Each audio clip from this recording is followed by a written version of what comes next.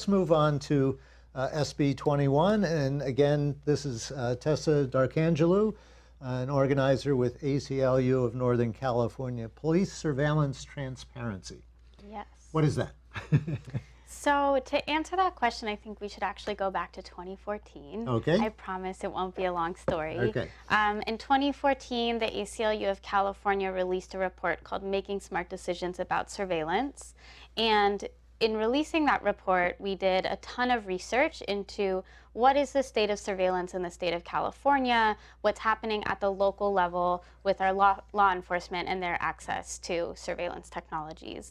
And what we found is that there's been this significant increase in the past 10 years in local law enforcement accessing increasingly high-powered surveillance technologies such as stingrays, which essentially mimic a cell phone tower, so that instead of your data going to the cell phone tower, it's going to this black box where that data can be captured. And there's been recent reports that ICE is using stingrays in finding people and deporting them. So, and just to make it clear for people who aren't familiar with this is a very small device that fits in a police car, right? It's like a suitcase. It's a, a briefcase that you can just toss in the seat of your car, and suddenly within that radius, there is a different kind of tool gathering up your data.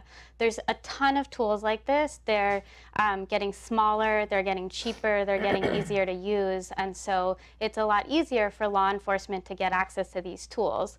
A lot of times they get access to them through federal grant processes, largely from the Department of Homeland Security. In our report from 2014, we found that of the 180 surveillance programs that existed then, there's certainly many more now today. How many? 180 in the state of California. And that was just local jurisdictions? Just local, yeah. 40% of those had been paid for by federal grants, and the others, they were paid for by asset forfeiture. That happened in Calexico, where they used the money from asset forfeiture to buy technologies, and then they actually used that to spy on city council. They have gotten access to those tools through, I know. Sounds like a show all on its own. Yeah, they've gotten access to those tools through private foundations that think they're a good idea, wealthy citizens that decide that they want to set up surveillance against their neighbors, and they involve the police in that. So it's a real problem. And with this proliferation of surveillance technology came a proliferation of bad public policy, where virtually none of the city councils or boards of supervisors had done really any cost-benefit analysis. They kind of just rubber-stamped things. Oftentimes, they didn't even realize that they had voted for something. That happened in San Jose, where through this report, we found out that San Jose PD had a drone, and the city council basically said, ooh, my bad. I did not realize I voted for that, because it was so embedded in a consent calendar item for city council. Wow. So a real problem on our hands. Yeah. And so the ACLU wrote a model ordinance, and Santa Clara County was the very first local jurisdiction to pass that ordinance. They passed it in 2016. Organizations like Oakland Privacy, Media Alliance, the Peace and Justice Center, both the Peninsula and the San Jose Peace and Justice Center, Asian Law Alliance were very instrumental in getting that ordinance passed. And essentially what the ordinance does is 4 things. First, it ensures that there's a public debate before seeking the technology, because too often law enforcement or other government agencies are told, hey, this will solve all your problems, and they don't really dig into what is this tool, what is the problem we're trying to solve here? Is this really going to solve our problem? Is it going to create other problems? And there was no opportunity for the public to weigh in and raise really valid concerns about these technologies. Especially if they're being given the equipment. Right. It's like, well, let's get it and then we'll figure out what to do with it. Right. And it becomes a real community trust issue. Yeah. One of the most stark examples was in Fresno, where a group of Fresno activists had been very involved with the Fresno Police Department in trying to get them to adopt community policing techniques, rebuild community trust, work towards a shared vision of what safety should be in Fresno. And they realized that during that same time that they were trying to work with the police department, the police department was using a surveillance technology that combed social media profiles and basically was assigning them threat levels because of their use of hashtags like hands up, don't shoot, I can't breathe, Black Lives Matter. So quite ironic that they're working towards police reform while they're being watched by the very police that they were trying to work with. Wow. So there's a lot of unintended consequences of not really considering fully these technologies before you purchase them. So that's the first thing that the ordinance does. The second thing that the ordinance does is it requires that our local lawmakers actually vote to approve these technologies and whether or not budgets should be going towards these technologies or say towards our schools or improving our park systems or whatever other important resource needs are in the community.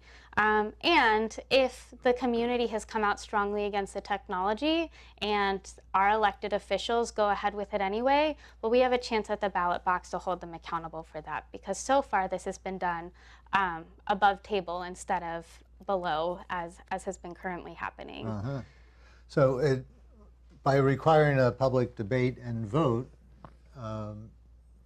the public gets better notice that this is being considered for acquisition. Right. And a chance to say this is something we don't want. Exactly. And tell their city council representatives. Exactly. Vote no, or I'm voting for somebody else Right, next time. right. Yeah. And it's basic transparency. It's a basic piece of our democracy that just doesn't exist right now when it comes to surveillance technology. Yeah, and you're not telling police departments, no, you can't have this, or you can't. How does it deal with, and Santa Clara County, again, was the vanguard in this. They passed one, it's the first one in the nation, correct? Right. Like this.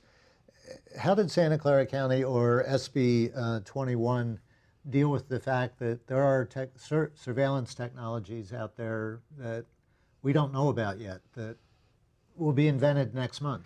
So that's what's really incredible, I think, about this ordinance and SB 21 is that it defines surveillance technology broadly enough to encompass future technologies and is essentially future-proof. But it doesn't define it so broadly that then anytime they want to download a new version of Firefox on their city computers, they have to go through this process. Yeah, good.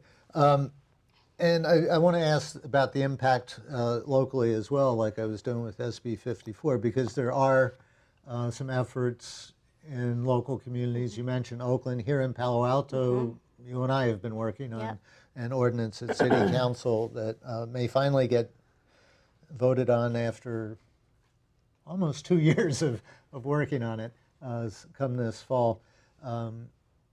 Will the state one apply to cities that haven't passed this ordinance, so that we don't have to go through this 2-year Right. process in Mountain View or something like Right. So you're pointing to something that I think is really important about SB 21, which is that anyone who's worked towards an ordinance at the city or county level knows that it's a very long time. It's usually 2+ years to get an ordinance passed. Yes. And so SB 21 applies a basic standard of what the ordinance should look like to all cities and counties. SB 21 takes most of the pieces of the ordinance, which are the transparency pieces that we talked about, and then also a piece making sure that lawmakers are also passing a use policy, so that if they do decide to move forward, that use policy makes sure they move forward in the narrow way that they've defined to actually solve the problem they're trying to solve. And then lastly, it requires basic reporting so that there's oversight and an understanding of how these technologies have been used. So annual reports back to the city council. Exactly. On the use policy, does that include defining ahead of time who gets access to the data that's grabbed and how it's secured and kept secure? Yeah, the data piece is a really big part of this. The best way to guard against hackers or bad actors that are going to get access to all the data that's being swept into these systems is just to not keep the data in the first place, not collect it. Yeah. So a good use policy should have a retention piece to it. It should have restrictions on who can access it, how it can be accessed. It should be stored in a very secure system. So there's a lot of different pieces of the use policy. There's also pieces of the use policy that should really look at who's going to be impacted by this. Because when we're not thinking about that, what we don't realize is that these high-powered tools are basically augmenting the inequities and disparities that already exist in our communities. Yeah. So they get pointed at the communities of color, the immigrant communities, the low-income communities, the homeless. And those people who are already over-criminalized and overwatched by the police, that just gets ramped up very quickly with these technologies. Yeah, that's an excellent point. I want to stay in the importance of who gets access to the data, because you were mentioning some of the technologies ahead at the outset, and some of the Homeland Security providing some of these. But one of the most incredible stories, I think Electronic Frontier Foundation dug this up, was these automated license plate readers, which go in police cars and they can identify a license plate and run the tag, so to speak, to find. They found that some manufacturers were providing these for free to police departments, and the price was that the manufacturer got access to the data, and they in turn were selling it to bill collection agencies. Right. This is why we need things like SB 21 and these transparent. Yeah, isn't that amazing? It's a stunning story. Yeah, it's interesting. Before the election, when people would hear about the issues I worked on, they would only hear privacy, privacy, and I think a lot of people, I'd watch them kind of zone out and think, oh, privacy, so paranoid, the government's fine, they're just doing good things. And after the election, there has been a sudden shift in how people trust their government. Well, yeah. And so suddenly they're very concerned. And they should be concerned because of the issue with government accountability and government overreach, the erosion of our rights, and how quickly we've seen how that can become very scary in the wrong hands. But these aren't and never have been simply privacy issues. They're equity issues. They're economic justice issues like the ALPRs. They're impact and racial justice issues. And also these tools are being used against activists. That is one of the largest populations that faces these tools, is police showing up to protests and using these to really track activists and understand who's there and start to monitor them very closely. And so especially now, these tools are things that we need to be very wary of and careful with. So what's the status of SB 21? So SB 21 is going to go to Appropriations Committee. It'll be its final committee after the summer recess, so sometime in the last 2 weeks of August. And it's been quite a roller coaster with SB 21. When it was first introduced, it had very minimal pieces of the overall ordinance passed in Santa Clara County and moving forward in other places. It really was just transparency without all of the other process and use policies and oversight. It has leaped forward, and I think we should mention, given what district we're in, who wrote it. Senator Hill wrote right, it. Jerry Hill. He's written a lot of privacy and surveillance legislation over the years.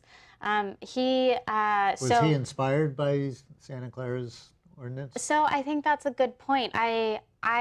I really love seeing how what happens at the local level, including actually a lot of the immigration bills that we've seen in California, they start at the local level. They start with activists and community groups coming together and working with their local lawmakers to create a solution that's often really creative, and lawmakers pick up on that and they bring it to the state level, and then we get things like SB 21. So SB 21 is going to head to Appropriations Committee. It's a really important committee for the bill. We want to make sure It's in the Assembly. It's in the Assembly side. It's past the Senate. Yep. So it starts SB, so it started in the Senate and now it's on the Assembly side, and it will go to that committee in the end of August. We need it to get out of that committee basically as is already. It exempts sheriffs and DAs essentially from these mechanisms. So we want to make sure that that exemption doesn't get carried over to local law enforcement and police departments. And then hopefully it gets a vote on the floor and goes to the governor's desk. And at that point, we hope to work with a lot of communities throughout California to take what was passed at the state level and build upon it to put something even stronger into place at the local level. It may very well help the local level, so that instead of a 2-year process like we've been through with Palo Alto. Well, there's hundreds of cities in California, so multiply that times 2 or 3, and I'd be an old lady by then. What's the... and your license plate would have shown up on a lot of police department license plate readings.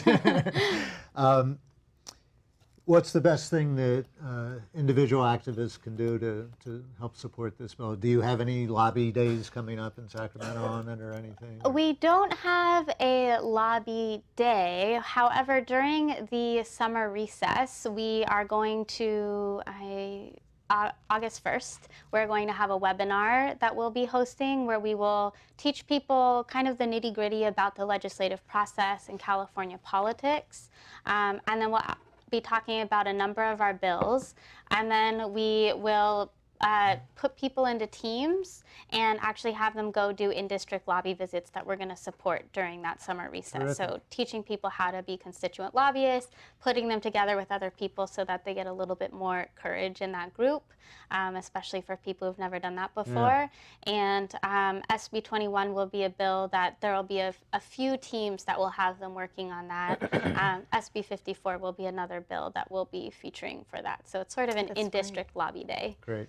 And of course, people should phone their own. Yes, phone your lawmaker. member. If you know people in San Diego, in Assemblymember Gonzalez Fletcher's district, you should have all of your friends and family call her. She is a key target she's chair of the appropriations, which is a very powerful position. So we want her to hear that this is an issue people care about. All right. Well, thank you very much. And let's hope that SB 21 gets passed. We were talking about setting precedents that first at the local level and then it gets passed as state law and then becomes national law. Right. So if SB 54 turns into immigration reform, let's hope SB 21 outlaws the NSA or something. Maybe.